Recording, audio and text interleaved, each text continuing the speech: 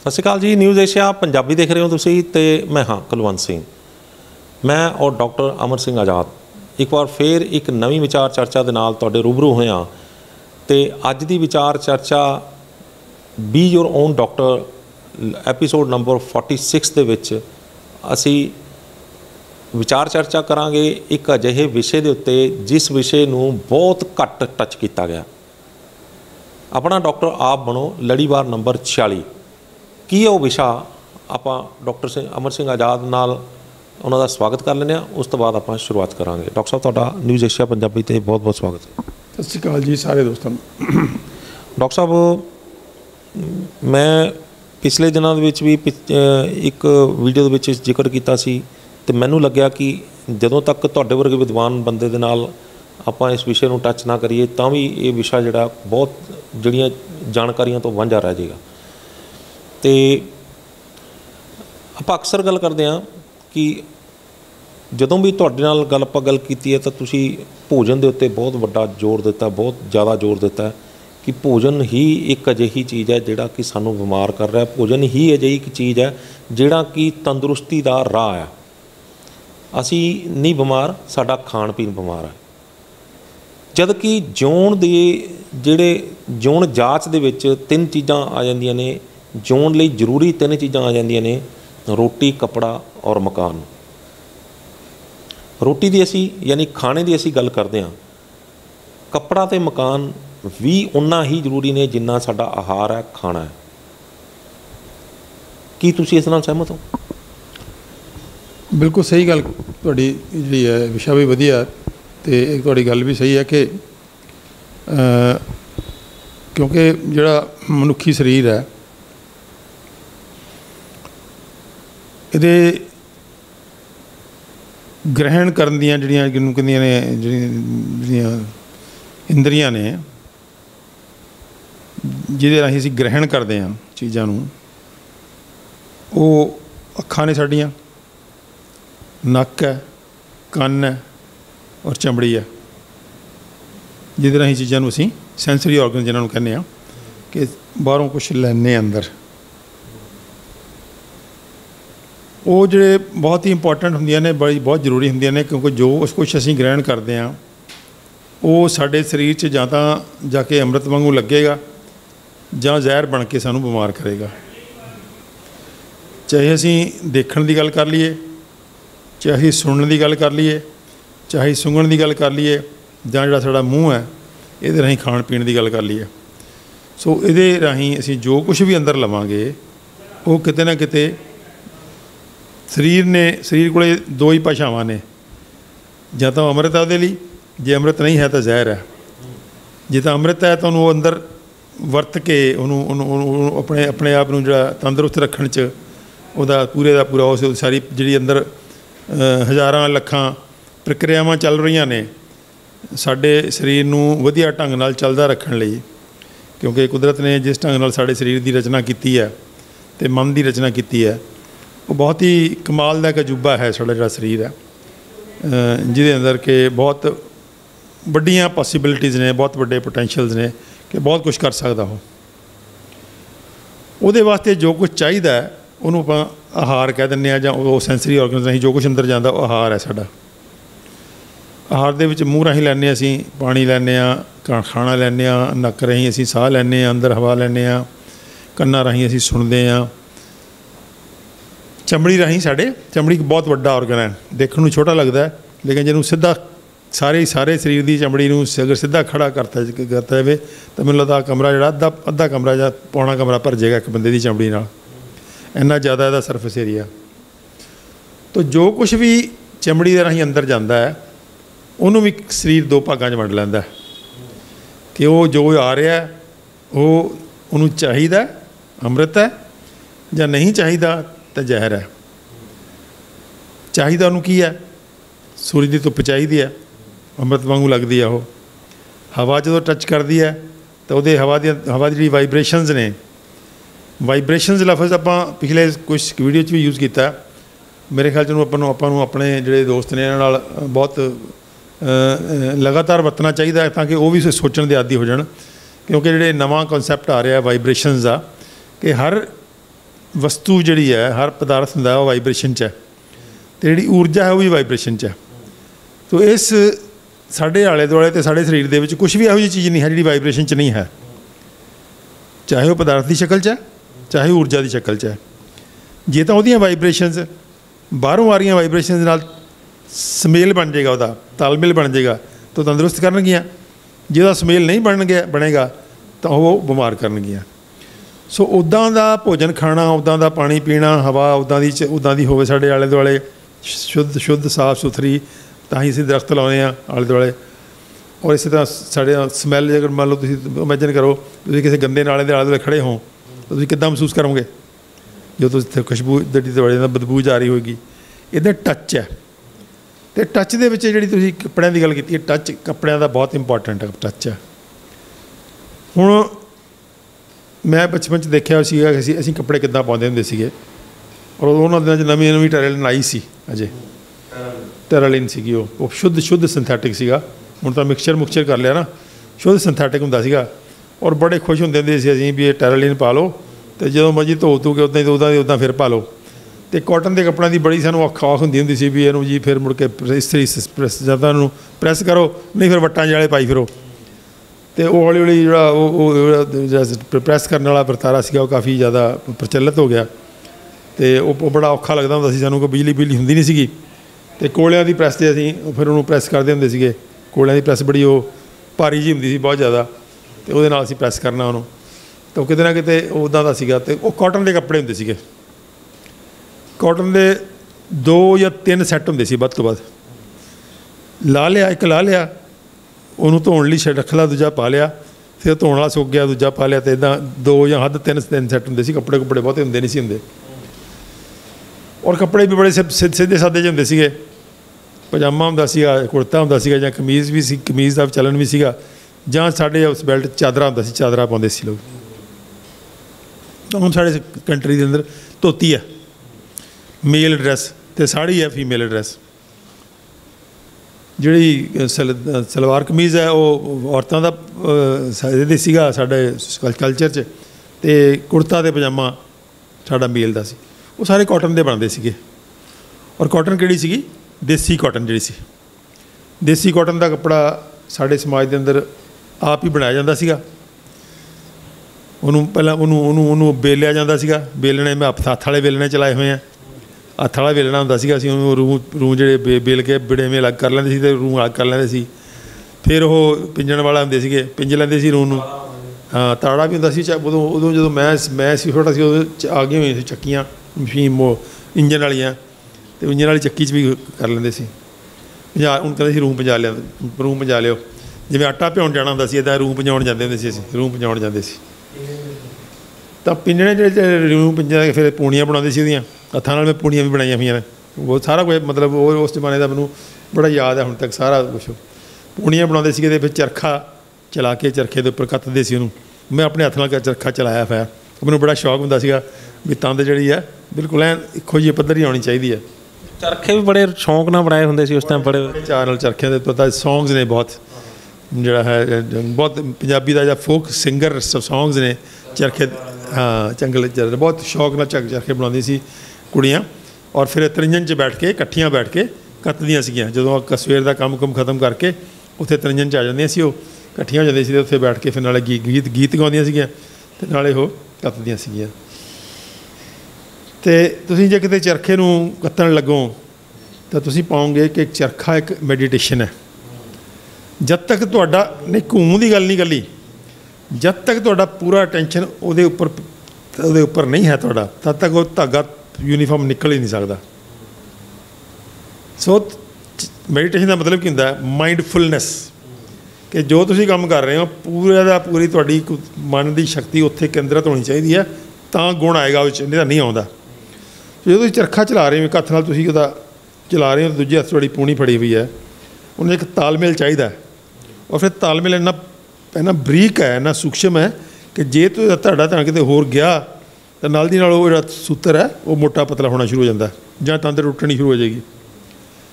ਤਾਂ ਜੇ ਜਿਸ ਔਰਤ ਦੀ, ਜਿਸ ਕੁੜੀ ਦੀ ਕੌਨਸਨਟ੍ਰੇਸ਼ਨ ਬਹੁਤ ਵਧੀਆ ਹੁੰਦੀ ਸੀਗੀ, ਉਹਦੀ ਸਪੀਡ ਜ਼ਿਆਦਾ ਬਣ ਜਾਂਦੀ ਸੀ। ਉਹ ਵੀ ਇੱਕ ਕਿਸਮ ਦੀ ਮੈਡੀਟੇਸ਼ਨ ਸੀ। ਉਹਨੂੰ ਮੈਡੀਟੇਸ਼ਨ ਸਭ ਵੱਖਰੀ ਕਰਨ ਦੀ ਲੋੜ ਨਹੀਂ ਸੀ ਪੈਂਦੀ ਕੱਤਣ ਵਾਲੇ ਨੂੰ। ਔਰ ਜਿਹੜਾ ਗਾਂਧੀ ਜੀ ਨੇ ਚਰਖੇ ਦਾ ਜਿਹੜਾ ਚਲਨ ਪ੍ਰਚਲਿਤ ਕੀਤਾ, ਉਹ ਕੋਈ ਐਵੇਂ ਨਹੀਂ ਸੀਗਾ। ਉਹ ਮਤਲਬ ਇੱਕ ਸਪਿਰਿਚੁਅਲ ਐਕਟੀਵਿਟੀ ਹੈ ਜਿਹੜੀ ਹੈ ਤੁਸੀਂ ਜਿਹੜੀ ਕਰਦੇ ਹੋ। ਤਾਂ ਉਹ ਕੱਤਣ ਤੋਂ ਬਾਅਦ ਫਿਰ ਉਹਨੂੰ ਉਹਦੇ ਉਹਦੀ ਛੱਲੀ ਬਣ ਜਾਂਦੀ ਸੀ। ਅਤੇ ਛੱਲੀਆਂ ਤੋਂ ਫਿਰ ਉਹਨਾਂ ਦੇ ਨਾਮ ਹੀ ਭੁੱਲਣ ਲੱਗੇ ਹੁਣ ਤਾਂ।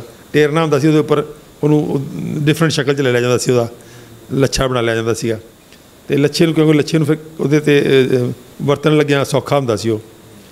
ਤਾਂ ਉਹਦੇ 'ਤੇ ਫਿਰ ਖੱਡੀ 'ਤੇ ਜਾ ਕੇ ਜਿਹੜਾ ਪਹਿਲਾਂ ਤਾਣਾ ਬਣਦਾ ਸੀਗਾ, ਫਿਰ ਪੇਟਾ ਬਣਦਾ ਸੀਗਾ। ਤਾਣਾ ਜਿਹੜਾ ਸੀਗਾ ਪਹਿਲਾਂ ਬਣ ਜਾਂਦਾ ਸੀਗਾ, ਪੇਟਾ ਜਿਹੜਾ ਸੀ ਹੌਰੀਜ਼ੌਂਟਲ ਸੀਗਾ। ਅਤੇ ਉਹਦੇ 'ਚ ਹੌਲੀ ਹੌਲੀ ਬਾਅਦ 'ਚ ਕੁਛ ਆਟੋਮੇਸ਼ਨ ਵੀ ਆਈ ਕਿ ਉਹ ਜਿਹੜਾ ਤਾਣਾ ਸੀਗਾ ਉਹ ਸਿਰਫ ਖੱਡੀ 'ਤੇ ਮੂਵ ਕਰਨ ਨਾਲ ਉਹ ਸਾਰਾ ਕੁਛ ਮਤਲਬ ਮੈਂ ਅੱਖੀਂ ਦੇਖਿਆ ਹੋਇਆ। ਔਰ ਉਹਦੇ 'ਤੇ ਚੌੜ 'ਚ ਹੱਥ ਵੀ ਅਜਮਾਏ ਹੋਏ ਆ ਸਾਰੀਆਂ ਚੀਜ਼ਾਂ 'ਤੇ।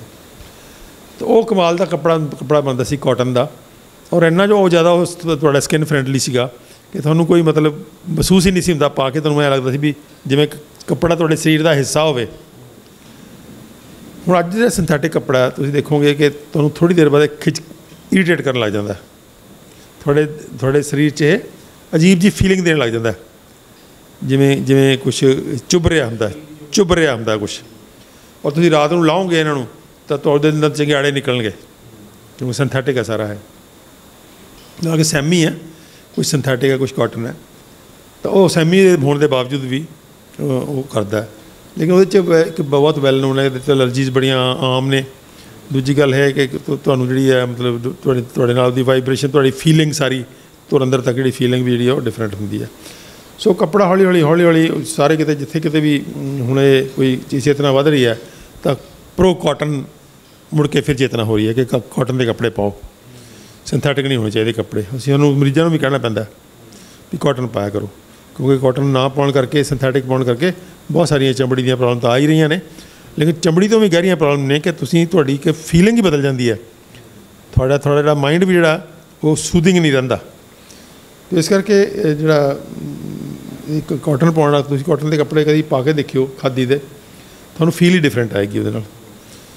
ਅਤੇ ਜਾਣੀ ਕਿ ਮੈਂ ਤਾਂ ਹੁਣ ਬਹੁਤ ਲੰਬੇ ਸਮੇਂ ਤੋਂ ਪਾਏ ਨਹੀਂ, ਲੇਕਿਨ ਜਿਹੜੇ ਦੋਸਤ ਮੇਰੇ ਪਾਉਂਦੇ ਆ ਖਾਦੀ, ਮੇਰੇ ਬਹੁਤ ਸਾਰੇ ਦੋਸਤ ਨੇ ਜਿਹੜੇ ਕਿ ਪਿਓਰ ਖਾਦੀ ਪਾਉਂਦੇ ਆ, ਤਾਂ ਉਹ ਕਹਿੰਦੇ ਆ ਵੀ ਇਹ ਪਾ ਕੇ ਤੁਹਾਨੂੰ ਮਤਲਬ ਜਿਹਨੂੰ ਕਹਿੰਦੇ ਆ ਸਪਿਰਿਚੁਅਲ ਫੀਲਿੰਗ ਆਉਂਦੀ ਹੈ।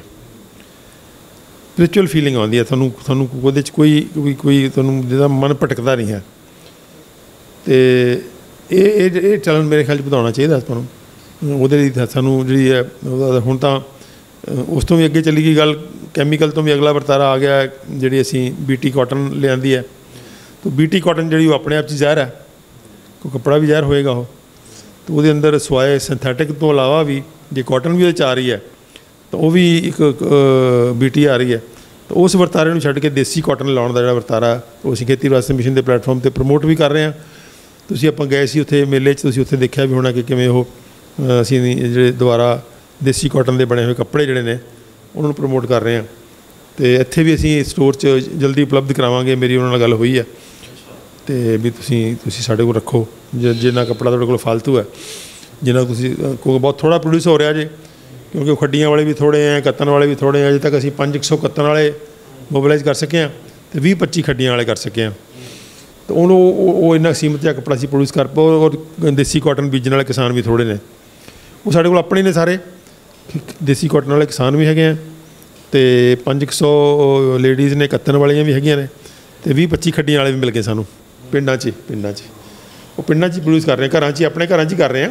ਜਿਹੜਾ ਕਿ ਸਾਡਾ ਪੁਰਾਤਨ ਕਲਚਰ ਸੀਗਾ, ਜਿਹੜੀ ਸਾਡੀ ਸਿਵਲਾਈਜੇਸ਼ਨ ਸੀਗੀ, ਉਹ ਰੁਜ਼ਗਾਰ ਨਹੀਂ ਸੀ ਢੂੰਡਦੀ ਹੁੰਦੀ। ਉਹਨਾਂ 'ਚ ਇੱਕ ਰੁਜ਼ਗਾਰ 'ਚੋਂ ਸਭ ਤੋਂ ਬਹੁਤ ਵੱਡਾ ਰੁਜ਼ਗਾਰ ਸੀਗਾ ਘਰ 'ਚ ਜਿਹੜੇ ਸੀਗੇ ਦਰੀਆਂ ਬੁਣਦੇ ਸੀ, ਖੇਸ ਬੁਣਦੇ ਸੀ, ਦੋਹਰਾਂ ਬੁਣਦੇ ਸੀ, ਚਾਦਰਾਂ ਬੁਣਦੇ ਸੀ, ਨਾਲੇ ਬਣਾਉਂਦੇ ਸੀ। ਤਾਂ ਬਹੁਤ ਸਾਰੀਆਂ ਜਿਹੜੀਆਂ ਸਾਡੇ ਘਰ 'ਚ ਬਣਦੀਆਂ ਸੀਗੀਆਂ। ਉਹ ਦਾਜ ਦੀਆਂ ਵਸਤਾਂ ਜਿਹੜੀਆਂ ਹੁੰਦੀਆਂ ਸੀ, ਕੁੜੀ ਨੂੰ ਵਿਆਹੁਣਾ, ਦਾਜ ਦੀਆਂ ਬਹੁਤੀਆਂ ਵਸਤਾਂ ਘਰ 'ਚ ਹੀ ਬਣਦੀਆਂ ਸੀਗੀਆਂ। ਭਾਂਤ ਦੇ ਫੁੱਲ ਪਾ ਕੇ, ਭਾਂਤ ਦੇ ਡਿਜ਼ਾਈਨਦਾਰ ਦਰੀਆਂ ਬਣਨੀਆਂ, ਭਾਂਤ ਦੇ ਸਿਰਹਾਣੇ ਬਣਨੇ, ਉਹ ਸਾਰਾ ਜਿਹੜਾ ਘਰ 'ਚ ਹੀ ਦਾਜ ਬਣਦਾ ਸੀਗਾ। ਉਹ ਕਢਾਈ, ਹੱਥਾਂ ਨਾਲ ਕਢਾਈ ਕਰਨੀ।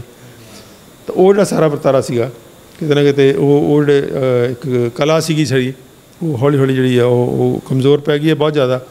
ਲੇਕਿਨ ਸਾਡੀ ਕੋਸ਼ਿਸ਼ ਹੈ ਕਿ ਅਸੀਂ ਉਹਨੂੰ ਰਿਵਾਈਵ ਕਰ ਰਹੇ ਹਾਂ। ਤੁਸੀਂ ਦੇਖਿਆ ਹੋਣਾ ਮੇਲੇ 'ਚ ਅਸੀਂ ਹੋਰ ਬਹੁਤ ਸਾਰੇ ਉਹੋ ਚੀਜ਼ਾਂ ਰੱਖੀਆਂ ਹੋਈਆਂ ਸੀਗੀਆਂ, ਜਿਸ 'ਚ ਛਿੱਕੂ ਸੀਗੇ, ਜਿਸ 'ਚ ਇੱਦਾਂ ਦੀਆਂ ਭਾਂਤ ਦੀਆਂ ਪੱਖੀਆਂ ਤੱਕ ਸੀਗੀਆਂ। ਤਾਂ ਉਹ ਸਾਰਾ ਜਿਹੜਾ ਵਰਤਾਰਾ ਮੈਂ ਸਮਝਦਾ ਕਿ ਜ਼ਰੂਰੀ ਹੈ, ਕਿਉਂਕਿ ਜਿਹੜਾ ਉਹ ਨੇਚਰ ਫਰੈਂਡਲੀ ਹੈ। ਤੁਹਾਡਾ ਜੇ ਤੁਸੀਂ ਦੇਸੀ ਕਾਟਨ ਲਗਾਉਂਦੇ ਹੋ ਤਾਂ ਤੁਹਾਡੀ ਆਰਗੈਨਿਕ ਫਾਰਮਿੰਗ 'ਚ ਦੇਸੀ ਕਾਟਨ ਬਹੁਤ ਵਧੀਆ ਹੁੰਦੀ ਹੈ। ਕੋਈ ਕੀੜਾ ਕੂੜਾ ਨਹੀਂ ਲੱਗਦਾ ਉਹਨੂੰ, ਕੋਈ ਸੁੰਡੀ ਨਹੀਂ ਲੱਗਦੀ, ਕੋਈ ਅਮਰੀਕਨ ਬਾਲਬਾਮ ਨੂੰ ਤੰਗ ਨਹੀਂ ਕਰਦਾ ਦੇਸੀ ਕਪਾਹ ਨੂੰ। ਉਹ ਨਰਮੇ ਦੀ ਪ੍ਰੋਬਲਮ ਹੈ। ਜਿਹੜਾ ਬੀਟੀ ਨਰਮਾ ਹੈ ਉਹਦੀ ਪ੍ਰੋਬਲਮ ਹੈ ਉਹ, ਜਾਂ ਜਿਹੜਾ ਪਹਿਲਾਂ ਬੀਟੀ ਨਰਮੇ ਤੋਂ ਪਹਿਲਾਂ ਹਾਈਬ੍ਰਿਡ ਸੀਗੀ, ਇਹ ਜਿਹੜਾ ਨਰਮਾ ਸੀ ਉਹਦੀ ਪ੍ਰੋਬਲਮ ਸੀਗੀ। ਤਾਂ ਉਹ ਦੇਸੀ ਕਾਟਨ ਲਗਾਉਣੀ, ਫਿਰ ਉਹਦੇ 'ਚ ਜਿਹੜਾ ਹੈ ਕੱਤਣ ਵਾਲੇ, ਪਿੰਜਣ ਵਾਲੇ। ਕੱਤਣ ਵਾਲੀ ਸਾਡੀ ਕੋਸ਼ਿਸ਼ ਚੱਲ ਰਹੀ ਹੈ ਕਿ ਜਿਹੜਾ ਚਰਖਾ ਆਮ ਚਰਖੇ ਨਾਲੋਂ ਇੱਕ ਥੋੜ੍ਹਾ ਜਿਹਾ ਸੈਮੀ ਮੈਕਨਾਈਜ਼ ਜਿਹਾ ਲਿਆਂਦਾ ਜਾਵੇ ਚਰਖਾ, ਜਿਹਦੀ ਕਿ ਐਫੀਸ਼ੀਐਂਸੀ ਵੱਧ ਸਕੇ। ਹੁਣ ਇਹੋ ਜਿਹੇ ਚਰਖੇ ਆ ਗਏ ਹੈ ਜਿਹੜੇ ਕਿ ਤੁਸੀਂ ਹਾਂ ਥੋੜ੍ਹੇ ਸਮਾਲ ਸਕੇਲ ਦੇ, ਜਿਹਦੇ 'ਚ ਥੋੜ੍ਹੀ ਐਫੀਸ਼ੀਐਂਸੀ ਵੱਧਦੀ ਹੈ, ਤਾਂ ਕਿ ਜਿਹੜਾ ਕੱਤਣ ਵਾਲਾ ਬੰਦਾ ਉਹਦੀ ਰੋਜ਼ੀ ਰੋਟੀ ਵੀ ਜਿਹੜੀ ਹੈ ਉਹ ਨਿਕਲ ਸਕੇ। ਉਹ ਵੀ ਸਾਡੀ ਕੋਸ਼ਿਸ਼ ਹੈ। ਇਸ ਤਰ੍ਹਾਂ ਖੱਡੀਆਂ 'ਚ ਕੋਸ਼ਿਸ਼ ਹੈ ਸਾਡੀ ਕਿ ਖੱਡੀਆਂ ਜਿਹੜੀਆਂ ਨੇ ਉਹ ਛੋਟੀ ਮਸ਼ੀਨਾਂ ਹੋਣ ਉਹਦੇ 'ਚ, ਜਿਹੜੀ ਕਿ ਬੰਦਾ ਵੀ ਬੈਠਾ ਉੱਥੇ ਅਤੇ ਨਾਲ ਥੋੜ੍ਹੀ ਮਸ਼ੀਨ ਦੀ ਹੈਲਪ ਵੀ ਲੈ ਰਿਹਾ। ਤਾਂ ਇੱਦਾਂ ਦੀਆਂ ਖੱਡੀਆਂ ਵੀ ਆ ਗਈਆਂ ਹੋਈਆਂ ਨੇ। ਤਾਂ ਉਹ ਚੀਜ਼ ਰਿਵਾਈਵ ਕਰਨ ਦੀ ਜਿਹੜੀ ਕੋਸ਼ਿਸ਼ ਕਰ ਰਹੇ ਹਾਂ ਕਿ ਕਿਸ ਢੰਗ ਦੇ ਨਾਲ ਅਸੀਂ ਪਿਓਰ ਦੇਸੀ ਕੱਪੜਾ ਜਿਹੜਾ ਉਹਨੂੰ ਲਾਗੂ ਕਰ ਸਕੀਏ। ਔਰ ਪਿਓਰ ਦੇਸੀ ਕੱਪੜਾ ਜਿਹੜਾ ਉਹ ਮੈਂ ਸਮਝਦਾ ਕਿ ਇਕੱਲੀ ਚਮੜੀ ਵਾਸਤੇ ਨਹੀਂ, ਸਾਡੇ ਓਵਰਆਲ ਸਰੀਰ ਲਈ, ਕਿਉਂਕਿ ਚਮੜੀ 'ਚੋਂ ਸਾਰੇ ਦੇ ਸਾਰੇ ਕੈਮੀਕਲ ਅਬਜ਼ੌਰਬ ਹੁੰਦੇ ਆ।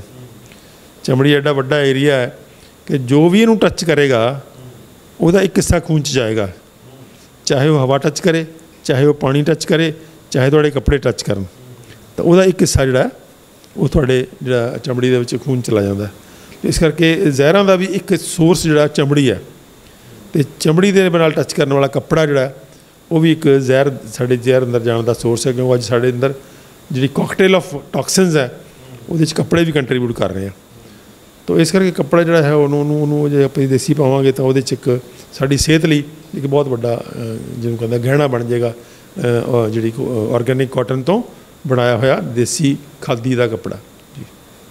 ਡਾਕਟਰ ਸਾਹਿਬ, ਕਾਟਨ ਦਾ ਕੱਪੜਾ ਔਰ ਸਿੰਥੈਟਿਕ ਕੱਪੜਾ, ਜਿਹੜੇ ਸਿੰਥੈਟਿਕ ਕੱਪੜੇ ਪਾ ਰਹੇ ਹਾਂ ਆਪਾਂ, ਸਿਰਫ ਕੱਪੜਾ ਹੀ ਨਹੀਂ, ਇਹਦੇ ਵਿੱਚ ਜਿਹੜੇ ਰੰਗ ਲੱਗ ਰਹੇ ਨੇ ਉਹ ਵੀ ਕੈਮੀਕਲ ਰੂਪੀ ਲੱਗ ਰਹੇ ਨੇ। ਇਹਦੇ 'ਚ ਹੋਰ ਪਤਾ ਨਹੀਂ ਕੀ ਪਾ ਕੇ ਅਤੇ ਕੱਪੜੇ ਨੂੰ ਜਿਹੜਾ ਉਹ ਖੂਬਸੂਰਤ ਬਣਾਉਣ ਦੀ ਕੋਸ਼ਿਸ਼ ਕੀਤੀ ਜਾਂਦੀ ਹੈ। ਇਹ ਤੁਸੀਂ ਆਪਣੇ ਸਰਵੇ ਦੇ ਵਿੱਚ ਵੀ ਦੇਖ ਚੁੱਕੇ ਹੋ। ਫਾਜ਼ਿਲਕਾ ਸਾਈਡ ਜਿਹੜਾ ਪਾਣੀ ਜਿਹੜਾ ਕੰਟੈਮੀਨੇਟ ਹੋਇਆ ਸੀਗਾ ਫਿਰੋਜ਼ਪੁਰ ਸਾਈਡ ਦੇ ਉੱਤੇ, ਕਸੂਰ ਤੋਂ ਜਿਹੜਾ ਚਮੜਾ ਅਤੇ ਹੋਰ ਰੰਗਾਈ ਵਾਲੇ ਜਿਹੜੇ ਉਹ ਨਿਕਲ ਕੇ ਉੱਥੋਂ ਪਾਣੀ ਆਉਂਦਾ, ਉਹ ਸਾਰਾ ਦਾ ਸਾਰਾ ਕੰਟੈਮੀਨੇਟਡ, ਯਾਨੀ ਜ਼ਹਿਰੀਲਾ ਪਾਣੀ ਹੋ ਕੇ ਅਤੇ ਆਪਣੇ ਇਲਾਕੇ ਦੇ ਵਿੱਚ ਨੁਕਸਾਨ ਕਰ ਰਿਹਾ। ਕਾਟਨ ਨੂੰ ਵੀ ਇਸੇ ਤਰ੍ਹਾਂ ਰੰਗਾਈ ਹੁੰਦੀ ਆ, ਉਹਦੇ ਵਿੱਚ ਵੀ ਕੈਮੀਕਲ ਰੂਪੀ ਬਹੁਤ ਸਾਰੀਆਂ ਚੀਜ਼ਾਂ ਪਾਈਆਂ ਜਾਂਦੀਆਂ ਨੇ। ਸਕਿਨ ਦੀਆਂ ਬਿਮਾਰੀਆਂ ਤੋਂ ਇਲਾਵਾ ਵੀ ਕੋਈ ਬਿਮਾਰੀਆਂ ਹੋਰ ਪੈਦਾ ਹੁੰਦੀਆਂ ਨੇ ਬੋਡੀ ਦੇ ਵਿੱਚ? ਕੁਲਵੰਤ ਜੀ, ਸਭ ਤੋਂ ਜਿਹੜਾ ਗੰਦਾ ਜਿਹੜੀ ਸਭ ਤੋਂ ਮਤਲਬ ਡਿਸਟਰਬ ਕਰਨ ਵਾਲੀ ਔਰ ਬਹੁਤ ਵਿਚਲਿਤ ਕਰਨ ਵਾਲੀ ਜਿਹੜੀ ਡਾਈਂਗ ਇੰਡਸਟਰੀ ਦੀ ਉਦਾਹਰਨ ਹੈ ਉਹ ਲੁਧਿਆਣਾ। ਬੁੱਢਾ ਨਾਲੇ ਦੇ ਅੰਦਰ ਮੈਂ ਤਾਂ ਬਹੁਤ 3-4 ਵਾਰੀ ਤੋਂ ਜ਼ਿਆਦਾ ਜਾ ਆਇਆ ਉੱਥੇ ਜਿਹੜਾ ਡਾਈਂਗ ਇੰਡਸਟਰੀ ਨੇ ਜੋ ਤਬਾਹੀ ਮਚਾਈ ਹੈ ਉਸ ਪਾਣੀ ਨੂੰ ਖਰਾਬ ਕਰਨ 'ਚ, ਉਹ ਮੈਂ ਸਮਝਦਾ ਕਿਸੇ ਹੋਰ ਨੇ ਨਹੀਂ ਮਚਾਈ। 2 ਇੰਡਸਟਰੀਜ਼ ਨੇ ਲੁਧਿਆਣੇ ਦੀਆਂ ਜਿਹੜੀਆਂ ਕਿ ਖਰਾਬ ਕਰਦੀਆਂ ਨੇ। ਇੱਕ ਹੈਗੀ ਇਲੈਕਟ੍ਰੋਪਲੇਟਿੰਗ, ਦੂਸਰੀ ਹੈਗੀ ਹੈ ਡਾਈਂਗ ਇੰਡਸਟਰੀ। ਇਲੈਕਟ੍ਰੋਪਲੇਟਿੰਗ ਹੈ ਉਹ ਕ੍ਰੋਮੀਅਮ ਕਰਦੇ ਆ, ਕ੍ਰੋਮੀਅਮ ਦੀ ਇਲੈਕਟ੍ਰੋਪਲੇਟਿੰਗ ਹੁੰਦੀ ਹੈ। ਇਲੈਕਟ੍ਰੋਪਲੇਟਿੰਗ ਔਰ ਡਾਈਂਗ ਇੰਡਸਟਰੀ, ਡਾਈਂਗ ਸ਼ਾਇਦ ਮੈਨੂੰ ਲੱਗਦਾ ਸਭ ਤੋਂ ਉੱਪਰ ਹੈ ਲੁਧਿਆਣੇ ਦੇ ਅੰਦਰ। ਡਾਈਂਗ ਇੰਡਸਟਰੀ ਦੀ ਹਿਸਟਰੀ ਕੁਲਵੰਤ ਜੀ ਇੰਨੀ ਕੁ ਬਦਨਾਮ ਹੈ ਕਿ ਇਹਨਾਂ ਨੇ ਕੀ ਕੀਤਾ, ਡਾਈਂਗ ਜਿਹੜੀ ਹੈ, ਡਾਈਂਗ ਦੇ ਵਿੱਚ ਜਿਹੜੀਆਂ ਡਾਈਜ਼ ਯੂਜ਼ ਹੁੰਦੀਆਂ ਨੇ ਬਹੁਤ ਹੀ ਜ਼ਿਆਦਾ ਗੰਦੀਆਂ ਨੇ। ਮਤਲਬ ਤੁਸੀਂ ਮੈਂ ਤਾਂ ਇਹਦੀਆਂ ਬਹੁਤ ਹੀ ਐਕਸਟ੍ਰੀਮ ਕੋਟਸ ਪੜ੍ਹੀਆਂ ਹੋਈਆਂ ਨੇ। ਉਹ ਕਹਿੰਦੇ ਜੇ ਤੁਸੀਂ ਫੈਸ਼ਨਦਾਰ ਸ਼ਰਟ ਪਾ ਕੇ ਬੈਠੇ ਹੋ ਤਾਂ ਸਮਝੋ ਕਿ ਤੁਸੀਂ ਮਨੁੱਖਾਂ ਔਰ ਜੀਵ ਜੰਤੂਆਂ ਦੇ ਲਹੂ ਨਾਲ ਭਿੱਜੀ ਹੋਈ ਕਮੀਜ਼ ਪਾਈ ਹੋਈ ਹੈ, ਕਿਉਂਕਿ ਇੰਨੇ ਜ਼ਿਆਦਾ ਮਾਰੂ ਨੇ ਉਹ। ਕਿਉਂਕਿ ਜਦੋਂ ਤੁਸੀਂ ਡਾਈਂਗ ਇੰਡਸਟਰੀ ਦਾ ਉੱਥੇ ਜਾ ਕੇ ਲੁਧਿਆਣੇ 'ਚ ਦੇਖਦੇ ਹੋ ਤਾਂ ਉਹ ਸਪਸ਼ਟ ਤੁਹਾਨੂੰ ਦਿਖ ਜਾਂਦਾ ਕਿ ਕਿਸ ਢੰਗ ਦੇ ਨਾਲ ਉਹ ਕਤਲ ਹੋ ਰਹੇ ਆ। ਜੋ ਪਾਣੀ ਦੇ ਅੰਦਰ ਜੀਵ ਜੰਤੂ ਦੀ ਤਬਾਹੀ ਹੋ ਰਹੀ ਹੈ ਉੱਥੇ, ਜਿਸ ਢੰਗ ਦੇ ਨਾਲ ਉੱਥੇ ਸਾਰੀਆਂ ਮੱਛੀਆਂ ਔਰ ਜੀਵ ਜੰਤੂ ਖਤਮ ਹੋ ਰਹੇ ਆ। ਤੁਸੀਂ ਸਤਲੁਜ ਦਰਿਆ ਨੂੰ ਉੱਪਰੋਂ ਲੈ ਕੇ ਥੱਲੇ ਫੋਲੋ ਕਰੋ, ਔਰ ਜਿਵੇਂ ਜਿਵੇਂ ਤੁਸੀਂ ਲੁਧਿਆਣੇ 'ਚ ਐਂਟਰ ਹੁੰਦੇ ਹੋ ਤਾਂ ਅੱਗੇ ਜਾ ਕੇ ਬਿਲਕੁਲ ਹੀ ਕੁਆਲਿਟੀ ਬਦਲ ਜਾਂਦੀ ਪਾਣੀ ਦੀ। ਉੱਪਰ ਸਭ ਮੱਛੀਆਂ ਹੈਗੀਆਂ ਨੇ, ਤੁਸੀਂ ਲੁਧਿਆਣਾ ਤੋਂ ਉੱਪਰ ਜਾਓਗੇ ਤਾਂ ਮੱਛੀ ਤੁਹਾਨੂੰ ਬਹੁਤ ਵਧੀਆ ਢੰਗ ਨਾਲ ਮਿਲੂਗੀ, ਪਾਣੀ ਵੀ ਸਾਫ਼ ਸੁਥਰਾ ਹੋਵੇਗਾ।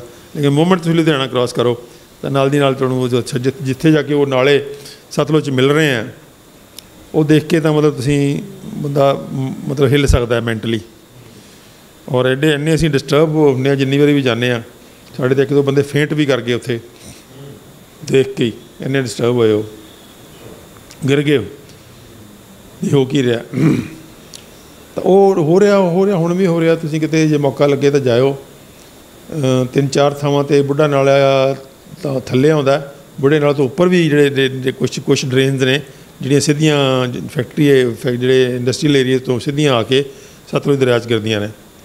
ਮੈਂ ਨਾਂ ਉਹਨਾਂ ਦੇ ਪਿੰਡਾਂ ਦੇ ਭੁੱਲ ਗਿਆ ਜਿੱਥੇ ਇੱਥੇ ਉਹ ਡਰੇਨਸ ਐਂਟਰ ਕਰ ਰਹੀਆਂ ਨੇ। ਬਹੁਤ ਹੀ ਖਤਰਨਾਕ ਸੀਨ ਹੈ ਉਹ।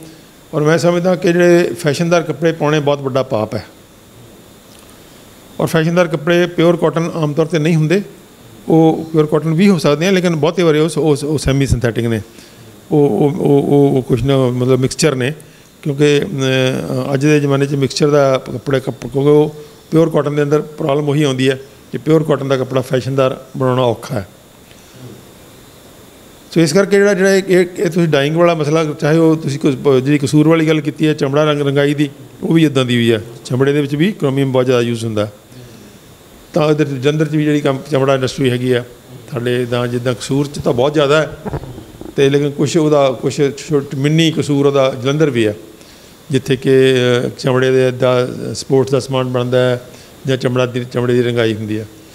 ਤਾਂ ਉਹ ਕਿਤੇ ਨਾ ਕਿਤੇ ਉਹ ਸਾਰਾ ਦਾ ਸਾਰਾ ਵਰਤਾਰਾ ਬੜੇ ਸਪਸ਼ਟ ਰੂਪ 'ਚ ਤੁਹਾਨੂੰ ਜਦੋਂ ਪਾਣੀ ਬਾਹਰ ਨਿਕਲਦਾ ਉਹਨਾਂ ਇੰਡਸਟਰੀਜ਼ 'ਚੋਂ, ਤਾਂ ਉਹ ਬਹੁਤ ਹੀ ਭਿਅੰਕਰ ਕਿਸਮ ਦਾ ਸੀਨ ਹੈ।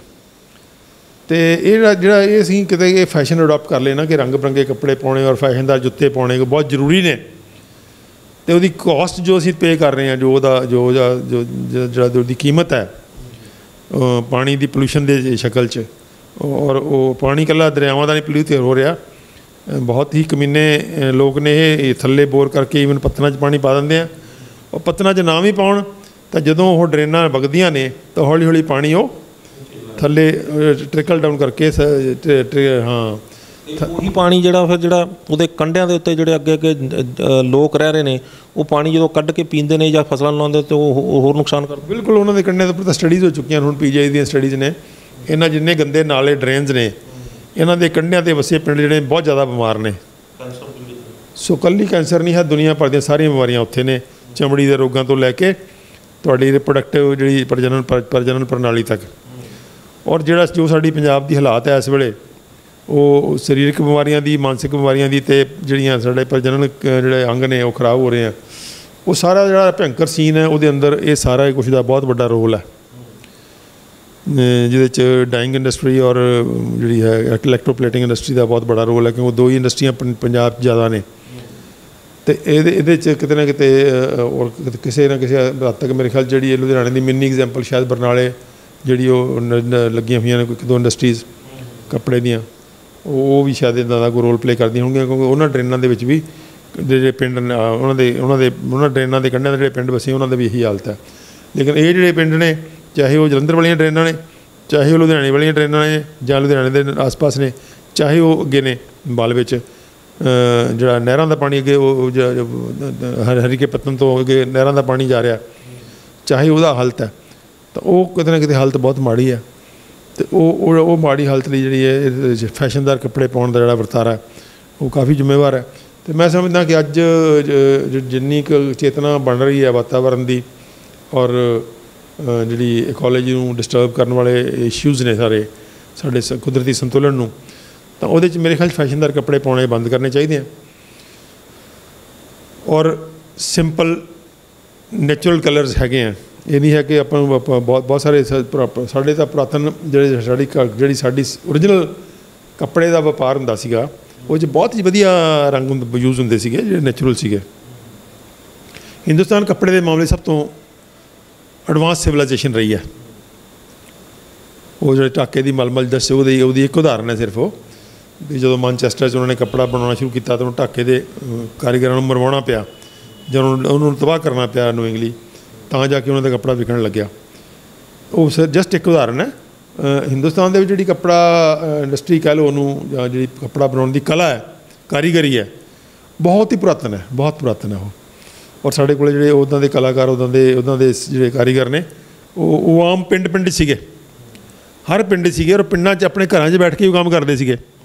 ਔਰ ਉਹਨਾਂ ਨੂੰ ਕੋਈ ਉਹਨਾਂ ਦੇ ਬੱਚਿਆਂ ਨੂੰ ਕੋਈ ਰੁਜ਼ਗਾਰ ਦੀ ਸਮੱਸਿਆ ਨਹੀਂ ਸੀ ਹੁੰਦੀ, ਕਿਉਂਕਿ ਉਹ ਪਿਤਾ ਪੁਰਖੀ ਕੰਮ ਨੂੰ ਅੱਗੇ ਦੇ ਅੱਗੇ ਲੈ ਲੈਂਦੇ ਸੀ। ਸਾਡੇ ਕਦੀ ਨੌਕਰੀ ਮੰਗਦਾ ਹੀ ਨਹੀਂ ਸੀ ਹੁੰਦਾ ਕੋਈ। ਆ ਨੌਕਰੀਆਂ ਮੰਗਣ ਵਾਲਾ ਵਰਤਾਰਾ ਤਾਂ ਹੁਣ ਆਇਆ, ਦੇਖੋ ਕਿਵੇਂ ਹਾਹਾਕਾਰ ਮੱਚੀ ਪਈ ਹੈ ਨਾ। 1000-1500 ਨੌਕਰੀ ਨਿਕਲਦੀ ਹੈ ਅਤੇ ਲੱਖਾਂ ਐਪਲੀਕੈਂਟ ਜਾਂਦੇ ਆ। ਇਸ ਵੇਲੇ ਫਿਗਰਸ ਆ ਰਹੀਆਂ ਨੇ ਕਿ ਕੋਈ ਕਹਿ ਰਿਹਾ 50% ਬੱਚੇ ਅਨਪਲਾਇਡ ਨੇ, ਕੋਈ ਕਹਿੰਦਾ 60% ਅਨਪਲਾਇਡ ਨੇ। ਇਹ ਤਾਂ ਵਰਤਾਰਾ ਹੀ ਨਹੀਂ ਸੀਗਾ ਸਾਡੀ ਜਿਹੜੇ ਰਵਾਇਤੀ। ਅਸੀਂ ਉਹ ਸਾਰੀ ਸੱਭਿਅਤਾ ਨੂੰ ਤਬਾਹ ਕਰਤਾ, ਜਿਹੜੀ ਸੱਭਿਅਤਾ ਕਿ ਬਿਲਕੁਲ ਹੀ ਜਿਹਨੂੰ ਕਹਿੰਦੇ ਸੰਪੰਨ ਸੀ, ਸੈਲਫ ਸਫੀਸ਼ੀਐਂਟ ਸੀ। ਅਤੇ ਉਹਦੇ 'ਚ ਕੱਪੜੇ ਦੀ ਜਿਹੜੀ ਕਾਰੀਗਰੀ ਸੀ ਉਹ ਇੱਕ ਬਹੁਤ ਵੱਡੀ ਕਾਰੀਗਰੀ ਸੀ। ਸਾਡੇ ਕੱਪੜੇ ਦੀ ਕਾਰੀਗਰੀ, ਲੋਹਾਰਾ ਕੰਮ, ਤਰਖਾਣਾ ਕੰਮ ਐਡਾ ਕਮਾਲ ਦਾ ਸੀਗਾ। ਤੁਸੀਂ ਪੁਰਾਤਨ ਗੇਟ ਦੇਖੋ ਕਿਤੇ ਜਾ ਕੇ ਜੇ ਬਣਾਏ ਹੋਏ ਜਿਹੜੇ ਵੱਡੀਆਂ ਬਿਲਡਿੰਗਾਂ ਦੇ, ਤਾਂ ਤੁਸੀਂ ਮਤਲਬ ਦੰਗ ਰਹਿ ਜਾਓਗੇ। ਔਰ ਅੱਜ ਵੀ ਗੇਟ ਖੜ੍ਹੇ ਆ ਉਹ ਪੁਲ ਦੇਖ ਲਓ, ਪੁਲ ਜਿੰਨੇ ਵੀ ਜਿਹੜੇ ਰੇਲਵੇ ਪੁਲ ਨੇ, ਜਿਹੜੀ ਆਹ ਬਿਲਡਿੰਗ ਇਮਾਰਤੀ ਹੈ, ਬਹੁਤ ਸਹੀ ਕਿਹਾ। ਤਾਂ ਸਾਡੀ ਕਾਰੀਗਰੀ ਜਿਹੜੀ ਆ ਬੜੀ ਕਮਾਲ ਦੀ ਕਾਰੀਗਰੀ ਸੀ, ਜਿਸ ਕਾਰੀਗਰੀ ਨੂੰ ਆ ਕੇ ਇੰਡਸਟਰੀ ਨੇ ਮਰਸੀਲੈਸਲੀ ਤਬਾਹ ਕੀਤਾ। ਉਹਨਾਂ ਨੂੰ ਆਪਣੇ ਪ੍ਰੋਫੈਸ਼ਨ 'ਚੋਂ ਕੱਢਿਆ, ਉਹਨਾਂ ਨੂੰ ਪਿੰਡਾਂ 'ਚੋਂ ਉਜਾੜਿਆ, ਔਰ ਸ਼ਹਿਰਾਂ 'ਚ ਜਾ ਕੇ ਉਹ ਵਿਚਾਰੇ ਮਾਰੇ ਉੱਥੋਂ ਲੇਬਰ ਚੌਂਕਾਂ 'ਚ ਖੜ੍ਹ ਰਹੇ ਆ ਜਾ ਕੇ। ਕਦੇ ਉਹਨਾਂ ਨੂੰ ਦਿਹਾੜੀ ਮਿਲਦੀ, ਕਦੇ ਨਹੀਂ ਮਿਲਦੀ। ਇਹ ਸਾਰੀ ਦੀ ਸਾਰੀ ਤਬਾਹੀ ਜਿਹੜੀ ਹੋਈ ਹੈ ਉਸ ਕਾਰੀਗਰੀ ਦੀ, ਜਿਹਨੂੰ ਅਸੀਂ ਤਬਾਹ ਕਰਤਾ। ਉਹਨੂੰ ਬਜਾਏ ਇਸ ਗੱਲ ਦੇ ਕਿ ਅਸੀਂ ਉਹਨੂੰ ਵਿਕਾਸ ਕਰਦੇ ਉਹਦਾ, ਅਤੇ ਉਹਨੂੰ ਘਰਾਂ 'ਚ ਬੈਠੇ ਕੁਛ ਨਾ ਕੁਛ ਸਹੂਲਤਾਂ ਦਿੰਦੇ, ਕੁਛ ਛੋਟੀਆਂ ਮਸ਼ੀਨਾਂ ਦਿੰਦੇ, ਕੁਛ ਛੋਟੇ ਹੋਰ ਨੋ ਹਾਓ ਦਿੰਦੇ ਕਿ ਤੁਸੀਂ ਇੱਦਾਂ ਵਪਾਰ ਕਰੋ, ਇੱਦਾਂ ਹੋਰ ਬਣਾਓ, ਇੱਦਾਂ ਆਪਣੀ ਸਪੀਡ ਵਧਾਓ।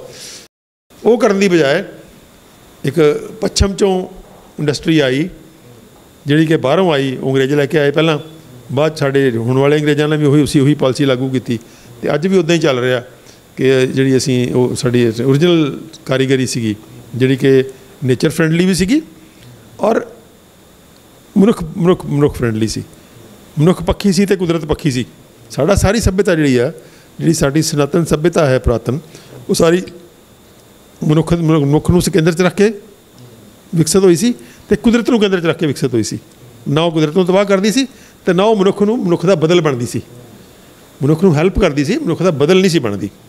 ਅੱਜ ਜਿਹੜੀ ਅਸੀਂ ਇੰਡਸਟਰੀ ਲਿਆਂਦੀ ਹੈ, ਉਹ ਮਨੁੱਖ ਨੂੰ ਕੱਢ ਕੇ ਉਹ ਮਾਰਦੀ ਬਾਹਰ, ਅਤੇ ਉਹਨੂੰ ਮਤਲਬ ਇੱਦਾਂ ਬਾਹਰ ਮਾਰਦੀ ਹੈ ਕਿ ਉਹਨੂੰ ਕੋਈ ਪੁੱਛਦੀ ਵੀ ਨਹੀਂ ਮੁੜ ਕੇ ਵੀ ਤੂੰ ਜਿਉਂਦਾ ਕਿ ਮਰ ਗਿਆ, ਕਿ ਭੁੱਖਾ, ਕਿ ਪਿਆਸਾ, ਕਿ ਕੀ ਹੈ।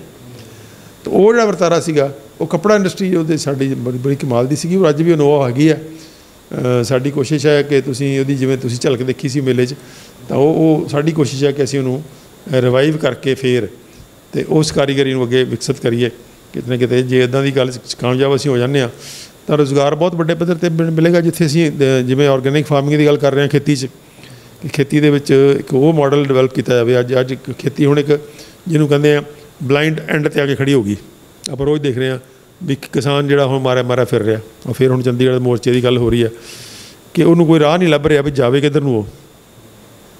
ਅਸੀਂ ਪਿਛਲੇ 10 ਸਾਲ ਤੋਂ ਲਗਾਤਾਰ ਇਸ ਗੱਲ ਨੂੰ ਕਹਿ ਰਹੇ ਹਾਂ, ਜਿਹੜੇ ਕਿ ਕਿਸਾਨ ਹੁਣ ਮੰਨਣ ਵੀ ਲੱਗੇ ਆ ਕਿ ਬਦਲ ਖੜਾ ਕਰੋ, ਇਹਦਾ ਮਾਡਲ ਬਦਲੋ, ਕਿ ਤੁਸੀਂ ਉਹ ਜਿਹੜੀ ਪੁਰਾਤਨ ਖੇਤੀ ਦੀ ਜਿਹੜੀ ਭਾਵਨਾ ਹੈ ਉਹਨੂੰ ਲੈ ਕੇ ਨਵੇਂ ਤਕਨੀਕਾਂ ਨੂੰ ਨਾਲ ਜੋੜ ਕੇ ਇੱਕ ਨਵਾਂ ਮਾਡਲ ਲਿਆਓ, ਜਿਹੜਾ ਕਿ ਕਿਸਾਨ ਕੇਂਦਰਿਤ ਹੋਵੇ, ਜਿਹੜਾ ਕਿ ਮਨੁੱਖ ਕੇਂਦਰਿਤ ਹੋਵੇ, ਜਿਹੜਾ ਕਿ ਕੰਜ਼ਿਊਮਰ ਕੇਂਦਰਿਤ ਹੋਵੇ। ਉਹਦੇ ਵਿੱਚ ਜਿਹੜੀ ਇਹ ਆਏਗੀ, ਜੇ ਮੰਨ ਲਓ ਜਿਸ ਮਾਡਲ ਦੀ ਅਸੀਂ ਗੱਲ ਕਰ ਰਹੇ ਹਾਂ ਕਿ ਇਹ ਮਾਡਲ ਖੇਤੀ ਆਧਾਰਿਤ ਹੋਵੇ ਅਤੇ ਪਿੰਡ ਆਧਾਰਿਤ ਹੋਵੇ, ਕਿਉਂਕਿ ਅਸੀਂ ਪਿੰਡਾਂ ਦਾ ਸਮਾਜ ਹਾਂ। ਪਿੰਡ ਕੇਂਦਰ ਹੋਵੇ ਵਿਕਾਸ ਦਾ, ਖੇਤੀ ਮੁੱਖ ਮੁੱਦਾ ਹੋਵੇ, ਖੇਤੀ ਦੇ ਆਲੇ ਦੁਆਲੇ ਕੁਛ ਕਿੱਤੇ ਉਸਰਨ, ਔਰ ਉਸ ਕਿੱਤਿਆਂ 'ਚ ਇੱਕ ਕੱਪੜੇ ਦਾ ਕਿੱਤਾ ਵੀ ਅਸੀਂ ਬੜੇ ਆਰਾਮ ਨਾਲ ਸਾਰ ਸਕਦੇ ਹਾਂ ਕਿ ਘਰ 'ਚ ਰੁਜ਼ਗਾਰ ਦੇ ਸਕਦੇ ਹਾਂ। ਅਸੀਂ ਉੱਥੇ ਦੇਸੀ ਕਾਟਨ ਪੈਦਾ ਕਰੀਏ ਪਿੰਡ 'ਚ, ਉੱਥੇ ਹੀ ਅਸੀਂ ਬੇਲੀਏ ਇਹਨੂੰ, ਉੱਥੇ ਹੀ ਅਸੀਂ ਇਹਨੂੰ ਪਿੰਜੀਏ, ਉੱਥੇ ਹੀ ਕੱਤੀਏ, ਉੱਥੇ ਅਸੀਂ ਖੱਡੇ ਜਿਹੜੀਆਂ ਨੇ ਖੱਡੀਆਂ ਹੋਣ, ਅਤੇ ਉੱਥੇ ਅਸੀਂ ਕੱਪੜਾ ਬਣਾ ਕੇ ਉੱਥੇ ਸਾਰਾ ਕੁਛ। ਤੁਸੀਂ ਦੇਖੋ ਉਹ ਜਿਹੜਾ ਪੁਰਾਤਨ ਸਮਾਜ ਹੈ ਉਹਨੂੰ ਅਸੀਂ ਨਵੇਂ ਪੱਧਰ 'ਤੇ ਲਿਆ ਕੇ ਇੱਕ ਨਵੀਂ ਕਿਸਮ ਦਾ ਮਾਡਲ ਖੜਾ ਕਰ ਸਕਦੇ ਹਾਂ, ਜਿਹਦੇ 'ਚ ਕਿ ਕੇਂਦਰ 'ਚ ਪਿੰਡ ਹੋਵੇ, ਕੇਂਦਰ 'ਚ ਕਿਸਾਨ ਹੋਵੇ, ਔਰ ਕਿਸਾਨ ਦੇ ਨਾਲ ਬਾਕੀ ਆਰਟੀਸਨ ਅਤੇ ਕਾਰੀਗਰ ਹੋਣ। ਜਿਹੜੇ ਕਾਰੀਗਰ ਅੱਜ ਵੀ ਬੈਠੇ ਆ, ਅਸੀਂ ਇਹ ਸੋਚਦੇ ਹਾਂ ਕਿ ਬਿਲਕੁਲ ਮਰ ਗਏ ਹਾਂ। ਅਸੀਂ ਵੀ ਪਹਿਲਾਂ, ਮੈਂ ਵੀ ਇਹੀ ਸੋਚਦਾ ਸੀਗਾ ਕਿ ਸ਼ਾਇਦ ਉਹ ਖਤਮ ਹੀ ਹੋ ਗਏ ਆ, ਲੇਕਿਨ ਜਦੋਂ ਲੱਭਣ ਲੱਗੇ ਤਾਂ ਸਾਨੂੰ ਉਹਨਾਂ ਦੇ ਕੁਛ ਰੈਮਨੈਂਟਸ ਮਿਲ ਗਏ, ਜਿਹੜੇ ਕਿ ਵਿਲਿੰਗ ਵੀ ਹੋ ਗਏ ਕੰਮ ਕਰਨ ਲਈ। ਅੱਜ ਸਾਡੇ ਕੋਲ ਸਾਨੂੰ ਬੜੀ ਖੁਸ਼ੀ ਹੁੰਦੀ ਹੈ, ਸਾਡੀ ਕੁੜੀ ਨੂੰ ਹੁਣ ਉਹ ਪ੍ਰਾਈਜ਼ ਵੀ ਮਿਲਿਆ ਰੂਪਸੀ ਨੂੰ 3 ਲੱਖ ਦਾ ਜਦ ਥਾਪਰ 'ਚ ਫੰਕਸ਼ਨ ਹੋਇਆ ਸੀਗਾ ਪਿਛਲੇ ਦਿਨ 'ਚ ਰੂਪਸੀ ਗਰਗ ਨੂੰ, ਉਹਨੂੰ 3 ਲੱਖ ਦਾ ਪ੍ਰਾਈਜ਼ ਮਿਲਿਆ ਇਹ ਕੰਮ ਕਰਨ ਲਈ। ਉਹਨੇ 500 ਕੱਤਣ ਵਾਲੀਆਂ ਮਹਿਲਾਵਾਂ ਨੂੰ ਮੋਟੀਵੇਟ ਕੀਤਾ ਜਿਹੜੀਆਂ ਕਿ ਮੁੜ ਕੇ ਕੱਤਣ ਲੱਗੀਆਂ ਨੇ, ਅਤੇ 20-25 ਖੱਡੀਆਂ ਵਾਲਿਆਂ ਨੂੰ ਮੋਟੀਵੇਟ ਕੀਤਾ ਜੇ ਕਿ ਕੱਪੜਾ ਬੁਣਨ ਲੱਗੇ ਆ, ਔਰ ਉਹ ਕੱਪੜਾ ਅੱਗੇ ਵਿਕਣ ਲੱਗ ਗਿਆ। ਹੁਣ ਉਹਦੇ ਗਾਹਕ ਵੀ ਹੈਗੇ ਆ।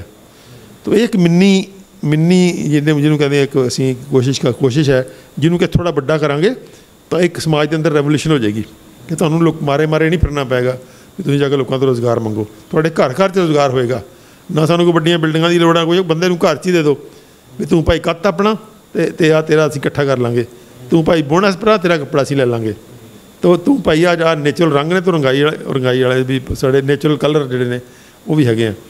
ਤੋ ਇਹ ਸਾਡੀ ਜਿਹੜੀ ਪੁਰਾਤਨ ਸੱਭਿਅਤਾ ਦੇ ਅੰਦਰ ਜੋ ਕਲਾ ਸੀ ਸਾਡੀ, ਜਿਹਦੀ ਆਪਾਂ ਗੱਲ ਕੀਤੀ ਹੈ, ਉਹ ਚਾਹੇ ਕੱਪੜੇ ਦੀ ਕਲਾ ਸੀ, ਈਵਨ ਬਰਤਨ ਬਣਾਉਣ ਦੀ ਕਲਾ ਬਹੁਤ ਕਮਾਲ ਦੀ ਸੀ ਸਾਡੀ, ਧਾਤਾਂ ਦੀ ਕਲਾ, ਲੋਹਾ ਇਹਨਾਂ ਨੂੰ ਤਾਂ ਬਹੁਤ ਬਾਅਦ 'ਚ ਮਿਲਿਆ। ਸਾਡੇ ਲੋਹਾ ਕੱਢਣ ਦੀ ਜਿਹੜੀ ਕਲਾ ਸੀ ਇੱਥੇ ਹਿੰਦੁਸਤਾਨ ਦੇ ਅੰਦਰ ਬਹੁਤ ਪੁਰਾਤਨ ਹੈ।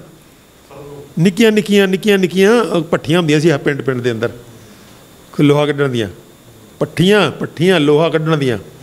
ਤੁਸੀਂ ਹੈਰਾਨ, ਲੋਕਾਂ ਨੇ ਸਾਰੀ ਸੱਚ ਹੋਈ ਵੀ ਕਿੱਥੇ ਭੱਠੀਆਂ ਸੀਗੀਆਂ, ਔਰ ਅੱਜ ਵੀ ਭੱਠੀਆਂ ਉਹ ਬੈਠੇ ਆ ਬੰਦੇ, ਅਤੇ ਅਸੀਂ ਉਹਦੇ ਲਈ ਵੱਡੇ ਸਾਨੂੰ ਉਹ ਕਿਤੇ ਕਿਸੇ ਕੋਲ ਜਾਣ ਦੀ ਲੋੜ ਨਹੀਂ ਹੈ, ਔਰ ਸਭ ਤੋਂ ਗੁੱਡ ਕੁਆਲਿਟੀ ਦਾ ਲੋਹਾ ਹੁੰਦਾ ਸੀ ਉਹ। ਸੋ ਇਸ ਕਰਕੇ ਸਾਡੀ ਜਿਹੜੀ ਸੱਭਿਅਤਾ ਸੀ ਉਹਦੇ ਅੰਦਰ ਬਹੁਤ ਹੀ ਕਾਰੀਗਰੀ ਦੀ ਕਮਾਲ ਕਲਾਈਮੈਕਸ ਰਹੀ ਹੈ। ਉਹ ਸਾਡੀ ਸੱਭਿਅਤਾ ਐਵੇਂ ਥੋੜ੍ਹਾ ਇੰਨੀ ਗ੍ਰੇਟ ਹੋਈ ਹੈ ਕਿ 1000 ਸਾਲ ਤੱਕ ਉਹ ਸੱਭਿਅਤਾ ਨੇ ਲੋਕਾਂ ਨੂੰ ਬਹੁਤ ਸੰਪੰਨ ਜੀਵਨ ਦਿੱਤਾ, ਔਰ ਇਹਦੇ ਅੰਦਰ ਜੋ ਉਹ ਸੰਪੰਨਤਾ ਜਿਹੜੀ ਅੱਗੇ ਫਿਰ ਧਾਰਮਿਕ ਪੱਧਰ 'ਤੇ ਵੈਦਿਕ ਨੌਲੇਜ ਐਕਸਪ੍ਰੈਸ ਹੋਈ, ਉਪਨਿਸ਼ਦਾਂ ਦੀ ਸ਼ਕਲ 'ਚ ਆਈ, ਉਹ ਮਹਾਂਭਾਰਤ ਪੀਰੀਅਡ ਅਤੇ ਸਾਰਾ ਫਿਰ ਜਿਹੜਾ ਗੁਰੂ ਸਾਹਿਬਾਨ ਵਾਲਾ ਪੀਰੀਅਡ ਸਾਰਾ, ਇਹ ਕਿਤੇ ਨਾ ਕਿਤੇ ਸਾਰਾ ਉਸ ਸੱਭਿਅਤਾ ਦੀ ਰਿਚਨੈਸ ਦੀ ਅਮੀਰੀ ਦੀ ਇੱਕ ਨਿਸ਼ਾਨੀ ਹੈ। ਕਿਉਂਕਿ ਸੰਪੰਨ ਸਮਾਜ ਹੀ ਸੰਪੰਨ ਧਰਮ ਗੁਰੂ ਦੇ ਸਕਦਾ। ਇੱਕ ਜਿਹੜਾ ਬਿਲਕੁਲ ਗਿਆ ਗੁਜ਼ਰਿਆ ਸਮਾਜ ਹੈ, ਉਹ ਧਾਰਮਿਕ ਪੱਧਰ 'ਤੇ ਵੀ ਉਹਨਾਂ ਸੰਪੰਨ ਗੁਰੂ ਨਹੀਂ ਦੇ ਸਕਦਾ। ਸੋ ਜਿਹੜੀ ਸੰਪੰਨਤਾ ਸਾਨੂੰ ਦਿਸਦੀ ਹੈ ਕਿਤੇ ਨਾ ਕਿਤੇ ਸਪਿਰਿਚੁਅਲ ਪੱਧਰ 'ਤੇ, ਉਸ ਸੰਪੰਨਤਾ ਸਾਡੀ ਸੱਭਿਅਤਾ ਦੇ ਅੰਦਰ ਸੀਗੀ, ਔਰ ਉਹ ਸੱਭਿਅਤਾ ਜਿਹੜਾ ਕੱਪੜੇ ਦਾ ਵਪਾਰ ਸੀ ਅਤੇ ਕੱਪੜੇ ਦੀ ਪੈਦਾਵਾਰ ਸੀ ਬਹੁਤ ਵਧੀਆ ਹੁੰਦੀ ਸੀ। ਔਰ ਅੱਜ ਵੀ ਅਸੀਂ ਉਹਨੂੰ ਰਿਵਾਈਵ ਕਰਾਂਗੇ। ਉਹਦੇ ਲਈ ਮੇਰੀ ਸਾਰੇ ਦੋਸਤਾਂ ਨੂੰ ਬੇਨਤੀ ਹੈ ਕਿ ਆਪਾਂ ਆਪਣੇ ਆਲੇ ਦੁਆਲੇ ਦੇਖੀਏ ਅਤੇ ਕਿ ਕਿਵੇਂ ਅਸੀਂ ਕਾਟਨ ਦੇ ਕੱਪੜਿਆਂ ਨੂੰ ਵਾਪਸ ਲਿਆ ਸਕਦੇ ਹਾਂ।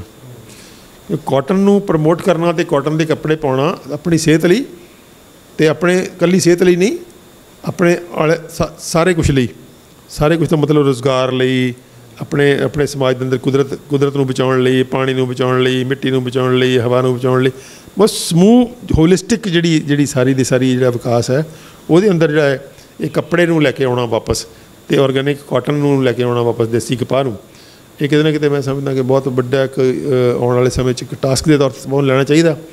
ਔਰ ਉਹਦੇ 'ਚ ਜਿਹੜੀ ਅਸੀਂ ਕੋਸ਼ਿਸ਼ ਕਰ ਰਹੇ ਹਾਂ, ਅਸੀਂ ਉਹਦੀ ਐਗਜ਼ਾਮਪਲ ਆਲਰੇਡੀ ਸੈੱਟ ਕਰ ਚੁੱਕੇ ਹਾਂ, ਅਤੇ ਉਸ ਐਗਜ਼ਾਮਪਲ ਨੂੰ ਅਸੀਂ ਥੋੜ੍ਹਾ ਜਿਹਾ ਸਟੱਡੀ ਕਰਕੇ ਹੋਰ ਇਲਾਕਿਆਂ ਦੇ ਵਿੱਚ ਵੀ ਜਿਹੜੇ ਦੋਸਤ ਨੇ ਉਹ ਆਪਣੇ ਲੈਵਲ 'ਤੇ ਲਾਗੂ ਕਰ ਸਕਦੇ ਹਾਂ। ਔਰ ਡਾਕਟਰ ਸਾਹਿਬ, ਇਹ ਤਾਂ ਹੋ ਗਿਆ ਵੀ ਕਿਸ ਤਰੀਕੇ ਨਾਲ ਆਪਾਂ ਨਵੀਆਂ ਕੋਸ਼ਿਸ਼ਾਂ ਕਰ ਰਹੇ ਹਾਂ ਪੁਰਾਣੀਆਂ ਆਪਣੀ ਵਿਰਾਸਤ ਨੂੰ ਰਿਵਾਈਵ ਕਰਨ ਲਈ, ਲੇਕਿਨ ਬੜੀ ਵੱਡੀ ਪੱਧਰ ਦੇ ਉੱਤੇ ਜਿਹੜਾ ਇਸ ਵੇਲੇ ਕੱਪੜਾ, ਸਿੰਥੈਟਿਕ ਕੱਪੜਾ ਅਤੇ ਜਿਹੜਾ ਰੰਗਾਈ, ਕੈਮੀਕਲ ਰੂਪੀ ਰੰਗਾਈ ਵਾਲਾ ਕੱਪੜਾ ਅਸੀਂ ਸਾਡੇ ਘਰਾਂ 'ਚ ਹੈ, ਸਾਡੇ ਜ਼ਿੰਦਗੀ 'ਚ ਸ਼ਾਮਲ ਹੈ। ਕੋਈ ਅਜਿਹਾ ਹੱਲ ਜਿਹੜਾ ਕਿ ਸਾਨੂੰ ਜਦ ਤੱਕ ਉਹ ਨਵਾਂ ਹੱਲ ਨਾ ਮਿਲੇ ਉਦੋਂ ਤੱਕ ਆਪਾਂ ਨੂੰ ਲੈਣੀ ਇਹ ਮਜਬੂਰੀ ਹੈ, ਕਿਉਂਕਿ ਹੋਰ ਸਾਡੇ ਕੋਲ ਬਦਲ ਕੋਈ ਨਹੀਂ। ਕੋਈ ਅਜਿਹਾ ਹੱਲ ਜਿਹਦੇ ਨਾਲ ਅਸੀਂ ਇਹ ਲੈਂਦੇ ਹੋਏ, ਇਸ ਨੂੰ ਵਰਤਦੇ ਹੋਏ ਸਾਡਾ ਨੁਕਸਾਨ ਨਾ ਹੋਵੇ। ਉਹਦੇ 'ਚ ਆਪਾਂ ਇੱਕ ਇੰਨਾ ਕੁ ਤਾਂ ਕਰ ਸਕਦੇ ਹਾਂ ਵੀ ਸਿੰਥੈਟਿਕ ਕੱਪੜੇ ਪਾਉਣੇ ਬੰਦ ਕਰਕੇ ਔਰ ਫੈਸ਼ਨਦਾਰ ਕੱਪੜੇ ਪਾਉਣੇ ਬੰਦ ਕਰਕੇ ਕਾਟਨ ਦੇ ਸਿੰਪਲ ਕੱਪੜੇ ਪਾਉਣੇ ਸ਼ੁਰੂ ਕਰੀਏ, ਕਾਟਨ 'ਤੇ ਆਈਏ, ਕਿਉਂਕਿ ਕਾਟਨ ਬਹੁਤ ਜ਼ਰੂਰੀ ਹੈ। ਕਿਉਂਕਿ ਜਿੰਨਾ ਸਿੰਥੈਟਿਕ ਕੱਪੜਾ ਹੈ ਉਹ ਸਾਰੇ ਦਾ ਸਾਰਾ ਕਿਤੇ ਨਾ ਕਿਤੇ ਸਾਨੂੰ ਡਿਸਟਰਬ ਕਰ ਰਿਹਾ। ਦੇਖੋ ਸਾਡੇ ਹਰ ਅੰਗ ਨੂੰ ਟੱਚ ਕਰਦਾ, ਉਹ ਹਰ ਅੰਗ ਨੂੰ ਟੱਚ ਕਰਦਾ ਉਹ। ਤਾਂ ਜਿਹੜਾ ਸਿੰਥੈਟਿਕ ਕੱਪੜਾ ਜਿਹੜੀ ਕੋਈ ਵੀ ਕੈਮੀਕਲ ਤੁਹਾਡੇ ਅੰਗ ਨੂੰ ਲਗਾਤਾਰ ਟੱਚ ਕਰ ਰਿਹਾ ਤਾਂ ਉਹ ਨੈਚੁਰਲੀ ਤੁਹਾਡੀ ਚਮੜੀ 'ਚ ਵੀ ਜਾ ਰਿਹਾ, ਪਸੀਨਾ ਆਉਂਦਾ ਤੁਹਾਨੂੰ, ਤੁਹਾਡੇ ਅੰਦਰ ਹਰ ਕਿਸਮ ਦਾ ਜਿਹੜਾ ਉਹਦਾ ਨੁਕਸਾਨ ਹੈ ਹੋਏਗਾ। ਇਸ ਕਰਕੇ ਜਿਹਨੂੰ ਕਹਿੰਦੇ ਪਹਿਲਾ ਸਟੈਪ ਆਪਾਂ ਇਹ ਤਾਂ ਲੈ ਸਕਦੇ ਹਾਂ। ਫਿਰ ਖਾਦੀ ਭੰਡਾਰ ਲਗਭਗ अपने पंजाब थोड़ी ज़्यादा तबाही हुई है, लेकिन तुसीं जब मैं कल ही कपड़ा मंगाया वो पेट पट्टी बनाने लई गुजरात का कॉटन की मंगाया खद्दर बड़ा कमाल का खद्दर है वो। असीं पेट पट्टी बनानी सी, मैं उन्होंने कहा सी राजेश नूं भी तू लैके आओ खादी भंडार तो खद्दर लैके आओ, तो खद्दर लिया उन्हें गुजरात का बनया होया, बहुत फाइन खद्दर है। तो इस करके पंजाब के अंदर नहीं बन रहे, लेकिन साढ़े खादी भंडार हर शहर च है। तो खादी भंडारां नूं असीं प्रमोट करिए, तो खादी भंडार के जिहड़े कॉटन के कपड़े जितों भी आउंदे हैं ये तो वो तो कर ही लईए ना। जो ऑर्गेनिक वाली मूवमेंट चलो जे बहुत हाँ समा लगेगा, लेकिन जे असीं मंग तो वधेगी ना कम से कम भी जो सिंपल कपड़े ने ਜਿਹੜੇ ਬਹੁਤੇ हाई फाई रंगां वाले नहीं है वो पाने शुरू करिए। और मैं तो उन्होंने कहा रूपसी नूं भी मेरे लिए कम से कम तो 2-3 सूट जिहड़े ने वो सवा इदां दे कि जिहड़े असीं पा सकीए, काम ते भी जा सकीए पा के, तो शायद जल्दी वो मेरे कपड़े बन के आउणगे और उसदी फील भी लवांगे आपां, तो अपने स्टोर ते भी वो कपड़े आउणगे ताकि आपां अगे उन्होंने असीं कहा भी असीं तो कोई प्रॉफिट नहीं लवांगे, तुसीं जो रेट सानूं दिओगे असीं उसे रेट के अगे उन्होंने सैल कर देंगे तुहाडे बिहाफ ते। तो वो किते ना किते इदां दीयां कोशिशां जिहड़ियां ने मैं समझदा कि बहुत जरूरी ने, जिहदे च कि असीं कॉटन सिंथैटिक छड्ड के कॉटन ते आईए और कॉटन चों भी अगे असीं आईए जिहड़ी देसी कपाह तो बनया होया साढ़े ऑर्गेनिक कॉटन तो बनया हो। कोई देसी कपाह बहुता कैमिकल मंगदी भी नहीं है, नरमा ही मंगता कैमिकल बहुते। देसी कपाह ना तो बहुता पानी मंगे ना बहुता मंगे हो। और देसी कपाह जी है वो सारी जी है छोटिया वड्डियां खड्डियां के उपर ही चल रही है, वो बड़ी इंडस्ट्री च नहीं पहुँची। तो उस किते ना किते मैं समझदा कि स्टेटां ने जिहड़ियां स्टेटां पे गुजरात वर्गियां स्टेटां ने होर ने इन्हां काफ़ी लोग ने जिहड़े ये कम साउथ के अंदर जिहड़ा हैगा काफ़ी कॉटन की मूवमेंट हैगी है। तो किते ना किते एक कॉटन दे प्रो कॉटन हुई है सी ते प्रो खादी हुई है। और जिहड़े सिंपल रंग जिहड़े ने नैचुरल रंग जिहड़े ने उन्हां नूं आपां प्रमोट करिए।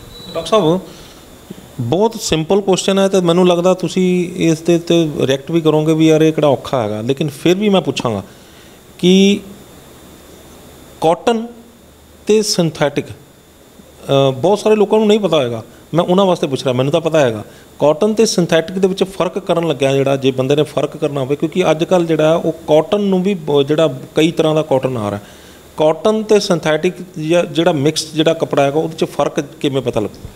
सिंथैटिक कपड़ा तो कैमिकल है ना जिहड़ा नहीं वो तो लेडीज़ पछाण जांदियां नाल दी नाल ही, लेडीज़ नूं अजकल पछाण हैगी, मैनूं तो बहुती पछाण नहीं है। जिहड़ा बाकी लिखिया भी हुंदा हर कपड़े के उपर भी इन्ने % सिंथैटिक है इन्ने % कॉटन है, वो बड़ा ट्रांसपेरेंटली लिखिया हुंदा।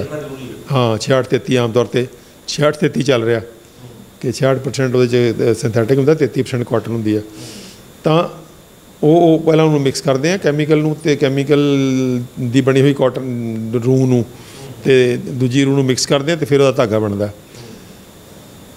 जिहड़ा सिंथैटिक है वो कैमिकल है तो कैमिकल जहर है, जिहड़ा नैचुरल कॉटन है वो कुदरत की पैदावार है, वो साडी बॉडी उहदे नाल फ्रेंडली है, साडी बॉडी नाल उहदा संतुलन बनया होया। जिहड़ा मिक्सचर है वो अजकल उन्हां दी मजबूरी है, क्योंकि प्योर सिंथैटिक जिहड़ा सीगा वो बहुत पहले रिजैक्ट हो गया सीगा। जो मैं बच्चा सी जो टैररिन आई तो वो थोड़े सालों ही वो हाहाकार मच गई सी। हाँ हाहाकार मच गई सी भी ये जी माड़ी चीज़ है। तो हुण भी जिहड़ियां तो कुछ तो प्योर सिंथैटिक मिलणगे, जिहड़ियां जिहड़े रेन कोट्स ने होर ने ये प्योर सिंथैटिक ने। तो प्योर सिंथैटिक कपड़े जिहड़े बहुत सस्ते होंदे हैं और उहदे वट वुट भी नहीं पैंदा, उहदा ये हुंदा एडवांटेज, लेकिन वो तो बर्दाश्त करने बहुत औखे ने। वो चाच लै लैंदे हुंदे सी टैररिन दी कमीज़, पर पाउणी बड़ी औखी हुंदी सी वो। हाँ तो इस करके वो तो बहुत पुरानी रिजैक्ट हो गई हुई है। हुण वो एक्सैप्टेबल बनाने लिए उन्होंने 66-33 का फार्मूला लिया कि 33% कॉटन मिक्स करनी शुरू करती वो फिर जे भैड़ सीगे जिन्होंने कहते फौरी भैड़ वो लुक गए, तो लंबे समय वाले भैड़ां बारे आपां चेतन नहीं हाँ। तो लंबे समय के भैड़ अज भी है अंदर, लंबे समय तो बीमार करती है, लेकिन फौरी जिहड़ा सीगा हाहाकार मचने वाला भी है तो हुण पाया नहीं जा सकता, गर्मी बहुत है जां चिंगाड़े निकल जाते पिंड चों चिंगाड़े निकलण लग जाते सीगे पाउण नाल, वो जिहड़ा फौरी हुंदा सीगा जां रैश हो जाती सी शरीर दे तप्पड़ हो जाते सीगे पाउण नाल। अज भी लोगों जिहड़े प्रीमियम प्लास्टिक की जुत्ती पाउंदे लोग जिहड़े उहदे पैर खराब हो जाते हैं। ਮਾਫ ਕਰਨਾ ਤੁਹਾਨੂੰ ਰੋਕਾਂਗਾ, ਕੱਪੜੇ ਵਾਸਤੇ ਇੱਕ ਬਹੁਤ ਜ਼ਰੂਰੀ ਚੀਜ਼ ਹੈ। ਜਦੋਂ ਬੰਦਾ ਕੱਪੜਾ ਪਾਉਂਦਾ, ਬਹੁਤ ਵਾਰੀ ਅਜਿਹਾ ਹੁੰਦਾ ਕਿ ਆਪਣੇ ਜਿਹੜੇ ਸਰੀਰ ਦੇ ਕੱਪੜੇ ਦੇ ਨਾਲ ਲੱਗ ਕੇ ਰੌਂਗਟੇ ਖੜੇ ਹੋ ਜਾਂਦੇ ਨੇ, ਇੱਦਾਂ ਵਾਲ ਜੇ ਖੜੇ ਹੋ ਜਾਂਦੇ ਨੇ। ਅਤੇ ਬਹੁਤ ਵਾਰੀ ਅਜਿਹਾ ਹੁੰਦਾ ਕਿ ਆਪਾਂ ਥੱਲੇ ਧਰਤੀ ਦੇ ਉੱਤੇ ਉਤਰਦੇ ਹਾਂ ਤਾਂ ਆਪਾਂ ਨੂੰ ਕਰੰਟ ਵੱਜਦਾ, ਉਹਦੇ ਪਿੱਛੇ ਦੇ ਕਾਰਨ ਉਹ ਜਦੋਂ ਉਹ ਸਿੰਥੈਟਿਕ ਜਿਹੜੀ ਜਦੋਂ ਰਗੜਦਾ ਨਾ, ਰਗੜ ਪੈਂਦੀ ਚਮੜੀ ਨਾਲ, ਤਾਂ ਉਹਦੇ 'ਚ ਕਰੰਟ ਆ ਜਾਂਦਾ, ਕਰੰਟ ਪੈਦਾ ਹੋ ਜਾਂਦਾ। ਜਦੋਂ ਚਮੜੀ ਨਾਲ ਰਗੜ ਪੈਂਦੀ ਨਾ ਸਿੰਥੈਟਿਕ ਕੱਪੜੇ ਦੀ, ਤਾਂ ਉਹ ਕਾਟਨ 'ਚ ਨਹੀਂ ਹੁੰਦੀ। ਉਹ ਸਿੰਥੈਟਿਕ ਕੱਪੜੇ ਦੀ ਜਦੋਂ ਰਗੜ ਪੈਂਦੀ ਹੈ ਤਾਂ ਉਹਦੇ 'ਚ ਅੰਦਰ ਉਹਦੇ 'ਚ ਕਰੰਟ ਆ ਜਾਂਦਾ, ਉਹਦੇ 'ਚ ਕੱਪੜੇ 'ਚ ਉਹਦੇ ਚਿੰਗਾੜੇ ਨਹੀਂ ਨਿਕਲਦੇ। ਤੁਸੀਂ ਹਨੇਰੇ 'ਚ ਕਦੇ ਕੱਪੜੇ ਨਹੀਂ, ਉਹ ਤਾਂ ਸਿਰਫ ਕੜਕੜ ਦੀ ਆਵਾਜ਼ ਆਉਂਦੀ ਨਾ।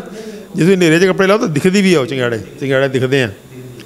ਸੋ ਇਸ ਕਰਕੇ ਉਹ ਬਿਜਲੀ, ਉਹਦੇ ਅੰਦਰ ਬਿਜਲੀ ਪੈਦਾ ਹੋ ਜਾਂਦੀ ਹੈ। ਅਤੇ ਉਹ ਬਿਜਲੀ ਜਦੋਂ ਚੁੱਲ੍ਹੀ ਪੈਦਾ ਹੋਏਗੀ ਤਾਂ ਤੁਹਾਨੂੰ ਤੁਹਾਡੇ ਸਾਰੀ ਅੰਦਰ, ਤੁਹਾਡਾ ਸਰੀਰ ਵੀ ਬਿਜਲੀ ਦੇ ਸਿਰ 'ਤੇ ਚੱਲ ਰਿਹਾ। ਤੁਹਾਡੇ ਸਰੀਰ ਦੇ ਅੰਦਰ ਬੜੀ ਸੂਖਮ ਜਿਹੀ ਬਿਜਲੀ ਹੈ ਜਿਹਦੇ ਸਿਰ 'ਤੇ ਸਾਰਾ ਸਰੀਰ ਕੰਮ ਕਰਦਾ।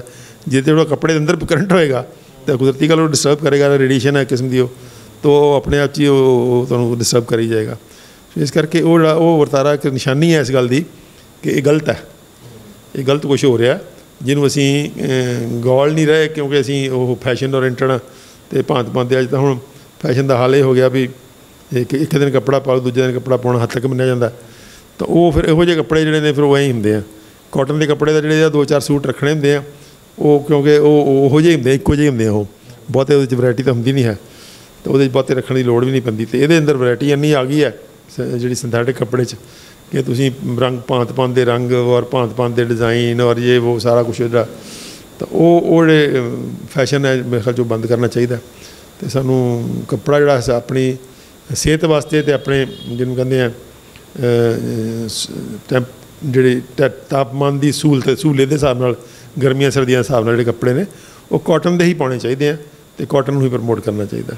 ਬਹੁਤ ਧੰਨਵਾਦ ਡਾਕਟਰ ਸਾਹਿਬ, ਤੁਸੀਂ ਪੂਰੇ ਵਿਸਥਾਰ ਦੇ ਨਾਲ ਇੱਕ ਅਜਿਹੀ ਜਾਣਕਾਰੀ ਦਿੱਤੀ ਹੈ ਜਿਹੜੀ ਸ਼ਾਇਦ ਪਹਿਲਾਂ ਇਸ ਵਿਸ਼ੇ ਨੂੰ ਬਹੁਤ ਘੱਟ ਟੱਚ ਕੀਤਾ ਗਿਆ। ਤੁਹਾਡਾ ਬਹੁਤ ਬਹੁਤ ਧੰਨਵਾਦ ਜੀ।